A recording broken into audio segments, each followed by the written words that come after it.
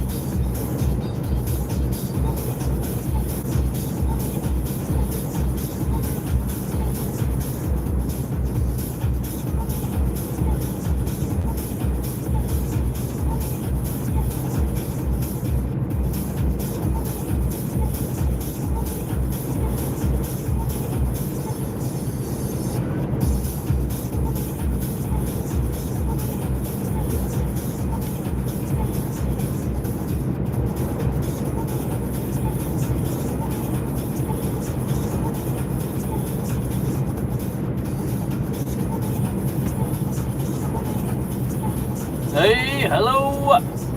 Taking delayed rest.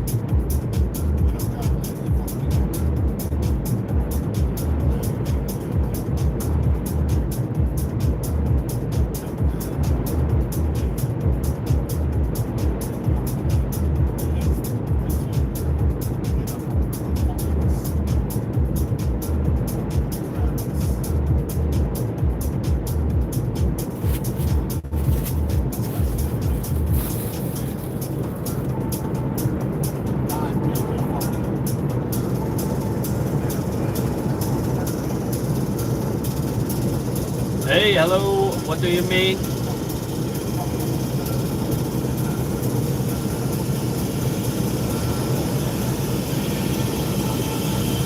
What kind of music or?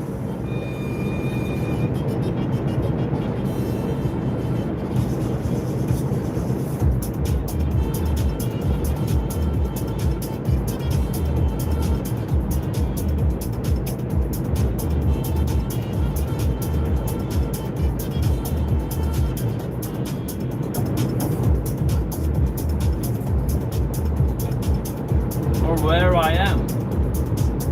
Right now I'm in Holland. I'm going to Belgium.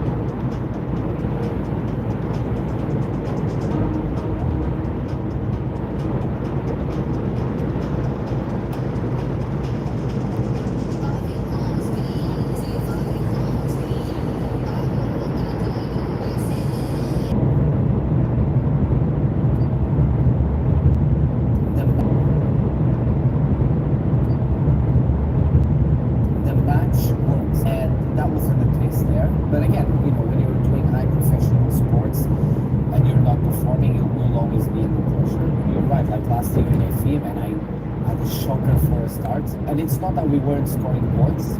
Like I crashed in the first race, that was kind of my fault a little bit. And then I didn't score points in the next two races. And it wasn't that we were getting it, we were just slow. So that was a problem. But yeah, I mean, it's no lie, but you know, I was quickly like put under question, and you know, maybe I wouldn't even finish the season in the team, and that doesn't help anyone. Obviously, I was able to kind of take myself out of that hole and reconnect with everybody that I had to reconnect, and with my bosses and everything. But yeah, I mean, people have short memories, and in sport, and that's sometimes a little bit difficult. And when you have a difficult situation, if you make it harder, even in the short term, it's worse for everyone. Yeah, I've learned a lot last year. I think a lot of people in our garage learned a lot. If anything, if you're able to come out of a hard day or out of a hard time, you'll get so much stronger, man. I feel like now I can have 7 bad races in a row. Not only I will know better how to cope with them, but I think my team will go, hold on, he's been here before, let's not write him off right away, you know, and we'll be able to react better to it. On the other hand, my teammate was killing it. He was winning races, leading the championship, so I understand everybody's point, but yeah, I mean, I think sometimes common sense is important, and I think we've all learned a little bit from it, and if anything, it made us all a little bit stronger. And yeah, but I'm not gonna lie, man. That's, you know, it's a funny story. After I have only told this to my sports psychologist. I have a group on WhatsApp, which is my physio, my trainer, my doctor, and my mental coach. After we had last year, that was race number 3, 0 points on the board. Pascal leading the championship, and my eye is flickering on its own. But I feel like I've got something inside of it. So I feel that something came in the eyes with a little stone, and I could feel something inside. And the doctor was like, okay, man, put this in your eye for 3 days. If something's inside, it will come out. But the other option is that it's just stress. And I didn't know that you could feel like you have a little stone inside your eye because of stress. But man, nothing came out after 3 days. My eye was doing like this on its own. Luckily, we had a month and a half of no racing. Had that before as well. So. Yeah, luckily we've had a month and a half of no racing, and because I was getting married last year, I went to Brazil for 2 weeks with my friends, and my eye problem disappeared when I was there. So I was able to relax. And yeah, so, but God, man, it can affect you. And you know, the other funny thing I tell this to my mentor coach all the time, I feel like the older we get, the harder it is to control your own, because we know so much more. We know the scope is so much wider, and we tend to overthink. So I get jealous of the young kid that I was just, give a shit, put on the helmet and go as fast as you can. You know? Sometimes we make things a bit more complicated than what they have to be, I think. And this is where I envy you, Trees, and somebody like you or Robin, where Robin, I feel like that guy there's nothing that can shake him up, you know? And if his house is burning, the car has been stolen, and he's finished last in the last races, and I'm like, oh man, I wish this I don't know always if this is the reality or. I know. Yeah, I know what you mean. You know what we call it? You know what we call Robin is orchestra, because he loves to play. Yeah. He loves to play. Yeah, I don't train, I don't do it. Yeah, you do it. But no, it's but yeah, I mean, in the end, man, I think these are great problems to have in life. There are much bigger problems around the world that are living. So that's how I try to perspective. I think it's the most important word in the world. We might think our life is completely shit and about man, it's not. We have no life. Sometimes we complain too much about things, and we should, be grateful for what we have. And my trick for that is always to also coming from my coach when we were at it, to be grateful for things. You know, when you have shitty things, and then you sit down and say, okay, I'm grateful for this, life, for that, this and that. And you have a daughter, you have a wife, and yeah, I think that helps as well. When you've got a strong life hold away from the racetrack, it's like a shit day, but my car go home and everything's better. So. Yeah, that's true. I feel like what you mentioned with management, not to say enough about it, but We have the same boss, we need to be careful. not just about that, but I feel it very often business coming because they have never been in a race. I remember the time when I was at WRT, it was Vincent Constantine, was the team manager. He had the only municipality principal, whatever. And another one, all of the guys in charge were ex-race car drivers, and the feeling is completely different because it's difficult to explain, but they know how it is, they know Yeah, what I they mean- need. I think we're lucky with the people we have, like Thomas, our boss. He's been in the industry for so long, like he's been involved on the engineering level as well. So, but you are right. Like at the end of the day, when you put away your mechanic gloves or your engineering headset or whatever, and you put on a shirt and you have a bag and you have to go in an office and work on a corporate level, pressure is different and goals are different, and everybody has a boss, everybody has to do a job, and I also get it. Yeah, I mean, we all try to get on as best as we can, become the closest things to friends that we can become, but in the end, if they have to cut you loose, they cut you loose, and I think that's the world we are in, and I'm fine with that. To be honest, I'm fine with that. It's just like I'm getting to a point where I would like to be in control of my own destiny more than what I am now. Like I'm 33 years old. I think I've won so many things already that, and sometimes to just be not doing everything how I would want to be doing. It's a little bit painful, but again, it's a price you pay when you race for big manufacturers. And I've had it at BMW, I've had it here at Porsche. In the S was not like that. We had a lot more freedom to do other things and to behave in a different way. So culturally it's a bit different, but again, but then we work for the best brand in the world, and yeah. The grass is always greener on the other side. Exactly, that's how it all looks. But then everybody has a bit their own, let's say, issues or also. 100%. But it's part of the game. It's the same. Yeah, we just have to, like you said, we just have to be grateful, man, that this is our job. We put on the helmet and go very fast and make money with this. Like, that's it, man. It's I a think simple as that. 99% of people listening probably want to trade. They hear us complain and they're like, what Yeah. are you talking about? And I tell you, man, lastly, we all have our egos and we all have our things that we have to show ourselves and this, but I've stopped and I thought about it, and yes, we will be the greatest in our dinner table at our home, but I think the day you retire, I retire, nobody will fucking remember us. So, maybe at Christmas we'll get a couple of pats in your back. Yeah, Unless I mean- you're Lewis Hamilton, Max Verstappen, Vettel, these guys. Honestly, I mean, we're a lot of us, but I always find it cool when you, for example, see Jeff Giggs do that. I'm far from Jeff Giggs, but a deep different times. Back then, those guys are remembered as legends, which I feel. Yeah, but that guy So, won we don't have to Le carry Mans, around. he won the Yeah. Dakar, I think he Yeah. raced in F, like he's done everything. He's in fact a Yeah. legend. Yeah, absolutely. yeah, different timing. I know Vincent. He has a lot of stories about Jackie. And yeah, it's a different time. As long as people remember I was brother, I love my brother. Man, this I love seeing this, and now that you guys are competing in the same class, I was waiting for this to happen, and I think it's awesome. Same with Sheldon and Kelvin. Like I give a lot of.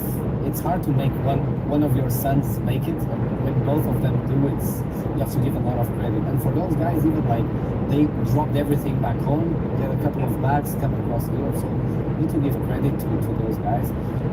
But yeah, I mean, how like an honest question from my side, like if you're racing Dries for the win, last 5 laps of the 24 hours of Le Mans, do you want to beat him more or vice versa, or is it like let me make sure I won't crash here?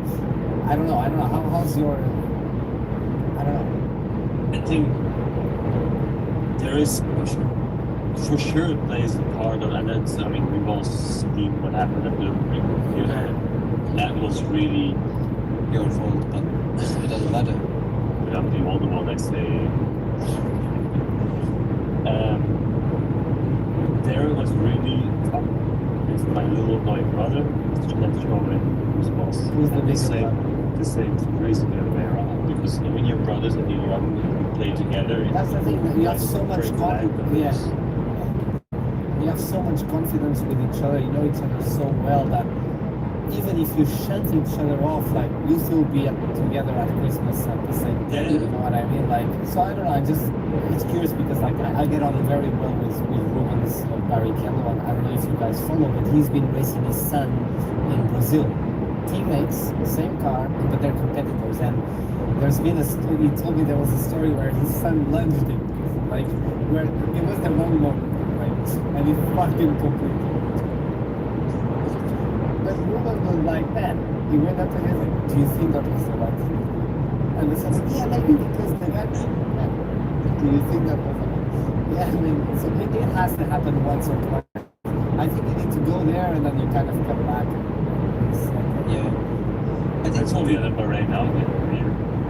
Yeah, we actually helped each other. And, I mean, it was more. It was also the very first time that it actually happened. I mean, we But are. I always predicted that one day it would happen.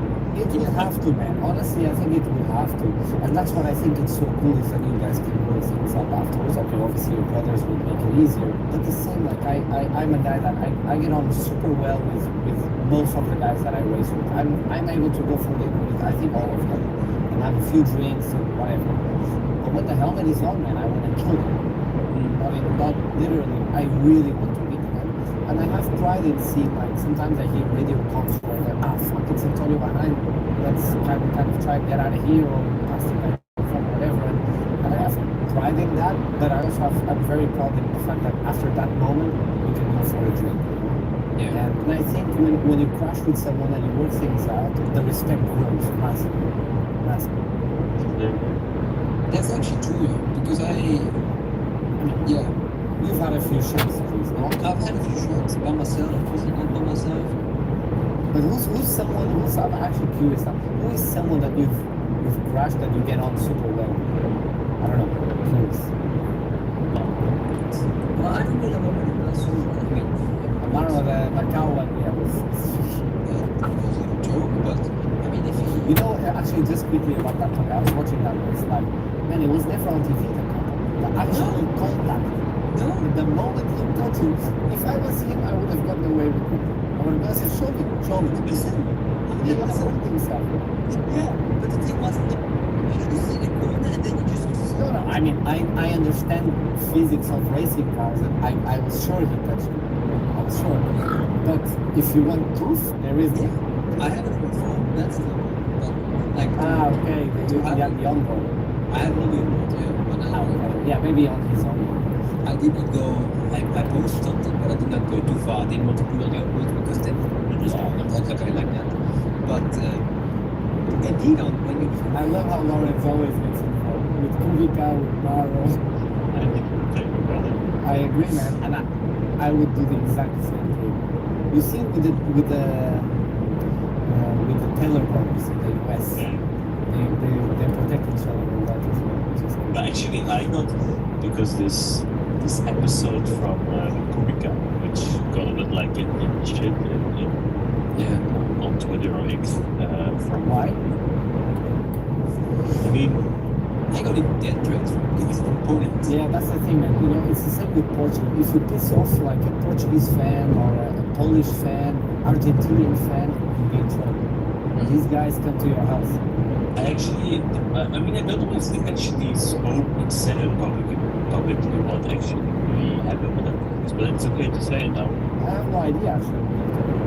We recorded an episode, like the mall race, like we do, and Dries was first recording, I mean, very emotional, very Yes.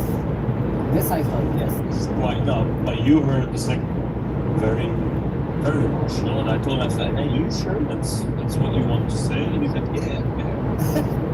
We put it online, and like I don't know, our sister listened to it, and somebody else. They're like, "Fuck, are you sure?" And then after 1 hour, we took it off. Then we recorded again, a bit more subtle, a bit more calmly, and but man, his fan base, they were. Some people obviously listened to the first one, and they were creating stories that they generally were creating this thread on Twitter that we called him, that we said he should go to the Paralympics. And never ever close to that, didn't say anything. But there were news articles in Poland on Polisport websites, and it was actually a guy sending a letter to Porsche. And you know that's the bad thing about our world. Well, not our, just the world in general. It's just every idiot has something like this. Yeah. Everybody has a voice, and it's great, but it's also very Like it's So I got in the end, I got a shit for being. And I was like, I was doing when I was in the podcast. I was listening. We're just pressing record. So no, but that's bad as well. I mean, we touched about it a bit earlier before, but nowadays it's, as you mentioned, everybody has a voice, but before you say something with your voice, you always have to think twice. Which, I mean, I agree, a lot of things happen in the world and a lot of things are happening even today, but it doesn't always mean that when you say something like that, that it's against somebody or that guy or him or whatever. And it's even worse when they then make the things out of it and then when all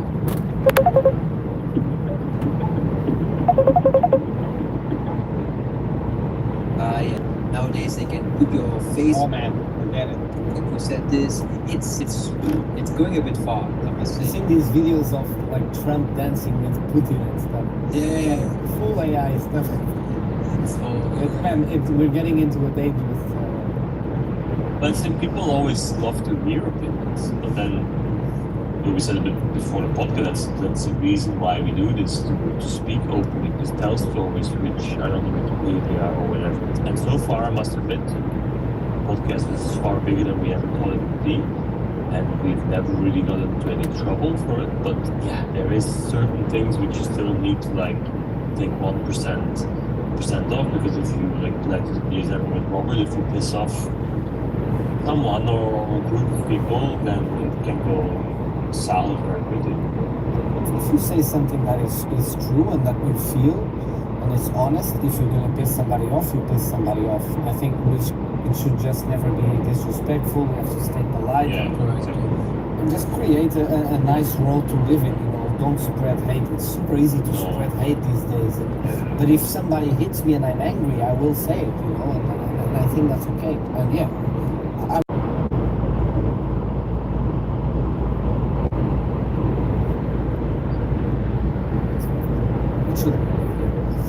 No, and I also, not to go back to it, I fully understand this thing, but yeah, the showing thing, and that was just not needed. That was not necessary. It's So, you know, when I won Le Mans in LMP2, when it's like the morning comes, 7 a.m., you're like 7 laps up on this LMP2 guy that you're coming to lap, but there's a good car and a good driver inside of it. Fucking hell, man. Because this guy's race is over and he's like, I'm gonna show him that I shouldn't be leading. Fucking hell, man. I had some amazing fights with guys that are 7 laps down and but what This 24 is the worst. yeah, man, but that's even The worse. whole field. Yes.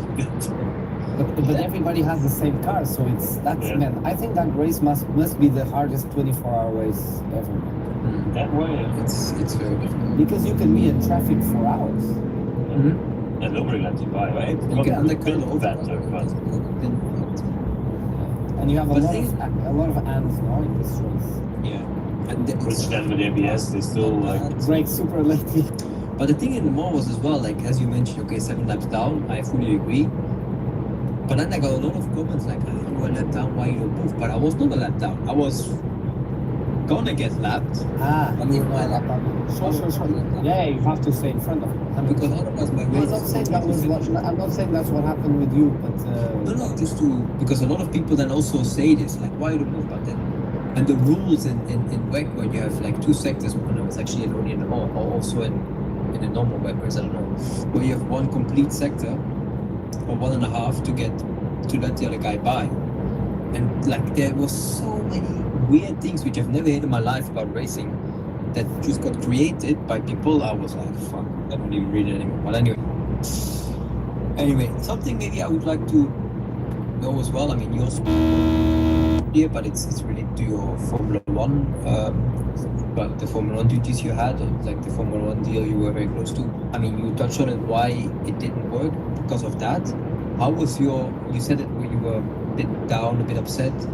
Did you then also go against it, or did you just accept and said, okay, you know what, I can't do much? so I'm gonna tell you the full story. I haven't spoken about this so much, but it's I mean it's easy for me to speak about it now, and I don't mind. So basically, I was a Red Bull Junior, and your boss is Helmut Marko, right? I think everybody who follows F1 knows him. I've always gotten on super well with Helmut. I think something that I had is that I was a little bit older than the other kids that are normally junior drivers, already 18 or 19 years old. So I always had the balls to pick up the phone, call him when I wasn't happy with something, or I would be in Austria, say, hey Helmut, I'm here, want to go for dinner, and the guy was like, man, a young driver calling me to go for dinner, they run away from me normally, right? I always got on super well with him, and the thing is, the year before, when I kind of joined that championship halfway through and I won everything, there was no spot in F1 for me, because Red Bull had Vettel and Webber, and Toro Rosso had Jev and Buemi, and nobody was moving. So I had to do another year in World Series, and it was okay. It wasn't amazing, but I won 3 races, and I finished third in the championship behind Magnus